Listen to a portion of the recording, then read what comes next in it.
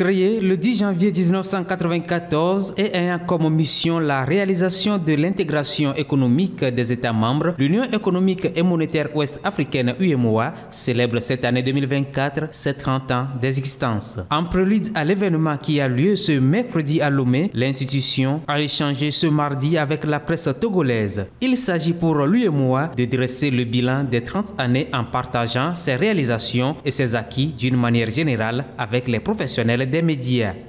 L'UEMOA, comme je l'ai dit tantôt, c'est surtout des rapprochements de nos économies pour faire face à notre destin commun. Et donc, c'est, je l'ai dit tout à l'heure, 131 réformes concernant les différents secteurs qui ont été initiées et mises en œuvre dans nos différents États. Je disais tout à l'heure que dans cette mise en œuvre, le Togo a 76%, un chiffre satisfaisant de réalisation, de mise en œuvre de nos réformes ici. Donc 131 réformes et 6 projets pour l'année. Mais comme je l'ai dit, dans le global, nous avons 48 projets et programmes qui ont été initiés et réalisés ici au Togo. Outre ces avancées importantes dans les différents domaines, l'UEMOA nourrit également des ambitions. Nous avons les infrastructures surtout qui facilitent la libre circulation, les postes de contrôle juste à poser. Donc tout ça c'est dans le commerce régional, la libre circulation des biens, des personnes et des capitaux, mais aussi dans les secteurs comme nous l'avons dit. Nous avons parlé tantôt de l'agriculture, nous avons aussi des projets qui touchent l'énergie et l'énergie solaire notamment, les perspectives comme nous l'avons évoqué, qui sont en cours de réflexion, qui vont toucher les défis, les grands défis qui nous concernent, comme nous l'avons dit tantôt, les questions touchant l'emploi jeune, en tout cas, figurent parmi les priorités de l'Union aujourd'hui. Rappelons que la célébration de ce 30e anniversaire de la création de l'UEMOA au cours de cette année 2024 est placée sous le thème de la résistance. Le bouquet final de ce jubilé de perles sera un forum à Ouagadougou au Burkina Faso prévu au mois d'octobre prochain. De janvier à mars 2024, le Togo a enregistré 84 cas de décès maternels et 191 cas de décès néonataux. Ces chiffres ont été rendus publics par le Système national d'information sanitaire. Ce qui reste déplorable selon le système d'information sanitaire, c'est que l'audit des cas de décès reste toujours faible. Sur les 84 cas de décès maternels, seulement 20 ont été audités. En ce qui concerne les décès néonataux, seulement 16 ont été audités sur les 191 cas. Le Système national d'information sanitaire s'occupe aussi des données sanitaires du pays. Il scrute la situation sanitaire du pays en se basant sur les principales causes des admissions à l'hôpital. Parmi ces causes, la malnutrition reste un géant à combattre. Au premier trimestre 2024, plus de 4000 cas de malnutrition ont été dépistés. Un peu plus de 1500 cas ont été guéris et 32 cas malheureusement ont succombé.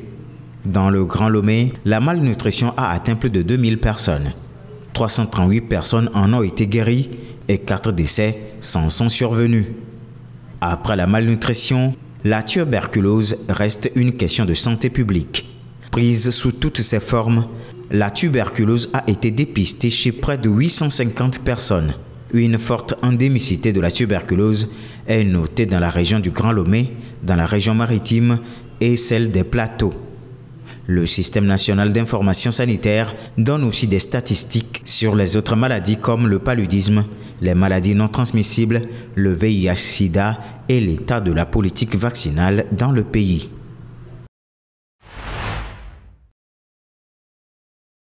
Selon un récent rapport de West African Epidemiology Network on Drug Use Window, qui est une organisation qui a pour but d'assurer une surveillance sentinelle du phénomène de la drogue, la consommation des substances illicites au Togo s'élève à 43% en ce qui concerne l'alcool, 26% pour le cannabis et 19% pour les opioïdes médicaux.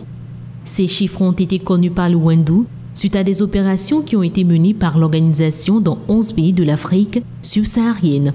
En effet, selon le rapport du Window, Les consommateurs des substances telles que le cannabis, la cocaïne ou encore l'alcool sont principalement compris entre 20 et 39 ans. Le dit rapport stipule que ces consommateurs sont généralement exposés à ces produits pour une première fois entre 11 et 19 ans. Avec le temps, ces personnes exposées deviennent des consommateurs abusifs. Pour pouvoir mettre fin à la consommation de ces substances dont ils deviennent addicts, ils font appel majoritairement au traitement ambulant. Le taux du dit traitement ambulant est estimé à plus de 60%. Selon le rapport, une personne sur 6 ayant accès aux soins des troubles liés à la consommation d'héroïne est une femme, ce qui n'est pas le cas des hommes étant dans la même situation. Avec le temps, les consommateurs de différentes drogues et d'alcool deviennent addicts à ces produits. Les répercussions de ces addictions sont nombreuses, notamment une santé mentale fragile, des troubles de mémoire et plusieurs autres. Au Togo, principalement 70% des femmes sont addictes à l'alcool et ont cherché des solutions. Le taux d'addiction à l'alcool pour les hommes qui ont eu des traitements est de 39%. Rappelons que selon le Windou, la CEDEAO a saisi en 2023 83 734 kg de drogue dans 11 pays de la sous-région, avec 15 905 kg pour le Sénégal, 1901 kg pour le Bénin et 670 g pour le Togo.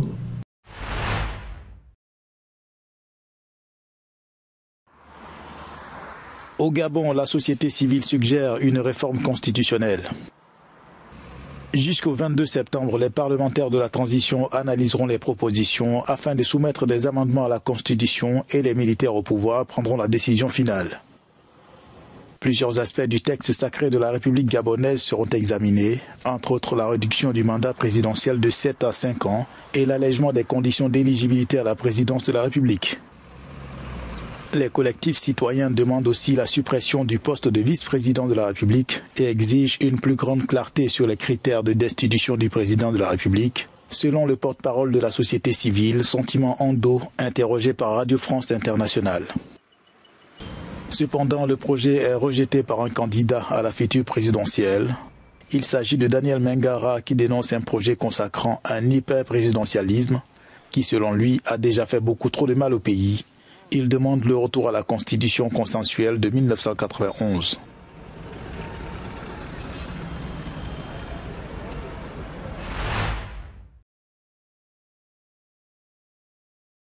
L'Alliance des États du Sahel s'apprête à lancer son passeport biométrique. Ce document de voyage facilitera les déplacements au sein de leur espace commun. L'initiative devrait améliorer la mobilité des citoyens du Mali, du Burkina Faso et du Niger, réunis au sein de ce pacte de défense mutuelle créé le 16 septembre 2023. L'annonce du lancement de ce passeport biométrique a été faite par le président de la transition malienne la veille du premier anniversaire de la signature de la charte du Liptako-Gourma instituant l'Alliance des États du Sahel. Ce passeport biométrique sera opérationnel dans les prochains mois. Le colonel Assimi Goïta a par ailleurs annoncé la mise en place d'une banque d'investissement et d'un fonds de stabilisation pour soutenir des projets de développement et d'infrastructures. De plus, une chaîne d'information commune afin de promouvoir une diffusion harmonieuse des informations dans ces trois États verra le jour. Depuis leur rupture avec la CEDEAO, le Mali, le Burkina Faso et le Niger ont créé en juillet la Confédération des États du Sahel regroupant 72 millions d'habitants et qui sera présidée par le Mali durant sa première année.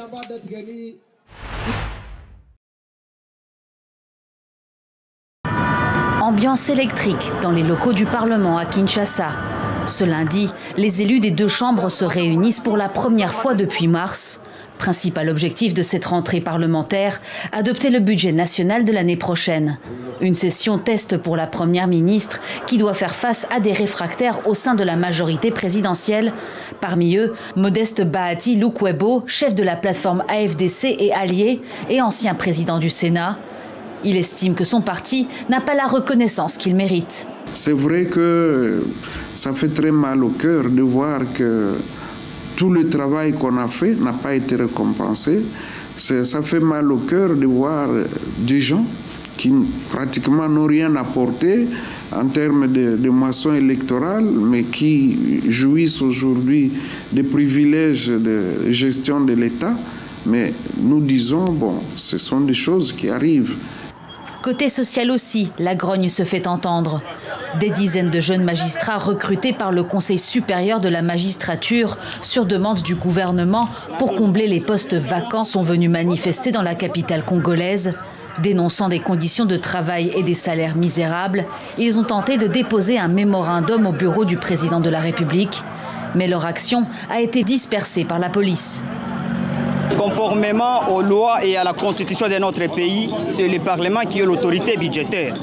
Nous, lauréats du recrutement de 2022, nous sommes bénéficiaires de cet exercice budgétaire depuis le 1er janvier de cette année. Je ne suis pas seul. Nous sommes nombreux. À force de supporter, on s'est dit à un certain moment, la patience déborde. Et c'est maintenant ou jamais. Nous demandons, avec toute politesse et au nom de la justice, notre nomination immédiate et imminente. La fin de la guerre dans l'est du pays sera également l'un des sujets principaux de cette session parlementaire, ouverte en présence du président de l'Assemblée nationale de la Côte d'Ivoire, Adama Bictogo.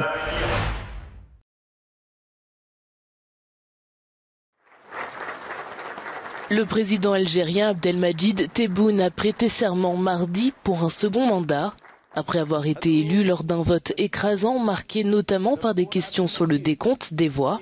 Le chef d'État a pu reprendre ses fonctions à l'issue d'une cérémonie officielle organisée au Palais des Nations à Alger, en présence des plus hautes institutions du pays. Le premier président de la Cour suprême, Tahar Mamouni, a articulé le serment et le président a prêté serment en le répétant mot à mot, la main droite posée sur le Coran.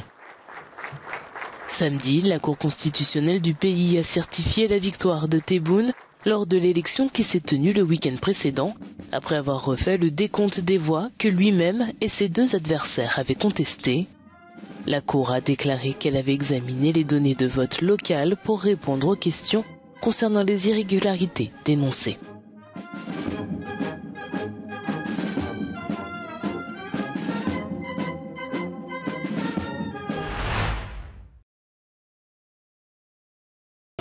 Dans l'est de la Somalie, ces soldats burundais patrouillent dans l'une des zones les plus dangereuses de la région.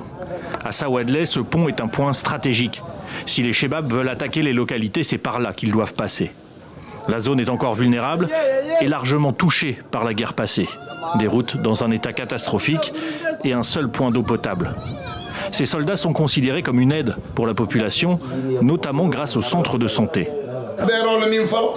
qu'Allah soit loué pour avoir des Burundais ici à Zawalé. Dès leur arrivée, ils nous ont aidés avec la nourriture. On a reçu des médicaments aussi, mais il n'y a pas de seringue pouvant nous aider en cas de besoin d'injection. Beaucoup d'enfants tombent malades, mais malheureusement, ils n'ont pas de médicaments pour eux. Encore merci pour les dons, mais nous avons besoin d'aide pour les enfants. Plus loin, à Jowar, un grand camp militaire est installé. Là aussi, il est entouré de Somaliens vivant dans la précarité. Ils ont été déplacés par la guerre ou les inondations. Le camp militaire est un point central pour leur survie. Chaque jour, ces Somaliens viennent s'approvisionner en eau potable à l'une des entrées. Et la mission de sécurisation des militaires s'est aussi transformée en mission humanitaire. Nous avons constaté que ces gens ont beaucoup de problèmes parce qu'ils vivent dans une zone sans eau, ce qui entraîne beaucoup de maladies. Nous leur donnons alors de l'eau potable. Nous les soignons et nous jeûnons pour qu'ils aient de la nourriture. Parfois, hors caméra, ces militaires se plaignent. Leur solde, par exemple, subit de longs retards. Et pas seulement pour les soldats burundais. Le problème est balayé par les hauts gradés de la mission de transition de l'UA. Nous ne sommes pas venus ici seulement pour l'argent. Nous sommes guidés par une idéologie appelée panafricanisme. Nous savons qu'on est un seul peuple. Si les Somaliens ont des problèmes, cela nous affecte. Le Burundi, comme le Kenya, l'Ouganda, l'Éthiopie et Djibouti, vont peu à peu voir leurs forces armées rentrer. Cette mission de transition en Somalie se termine. Elle sera remplacée par une force de stabilisation début 2025, à laquelle les soldats burundais devraient prendre part, avec Ougandais et Égyptiens.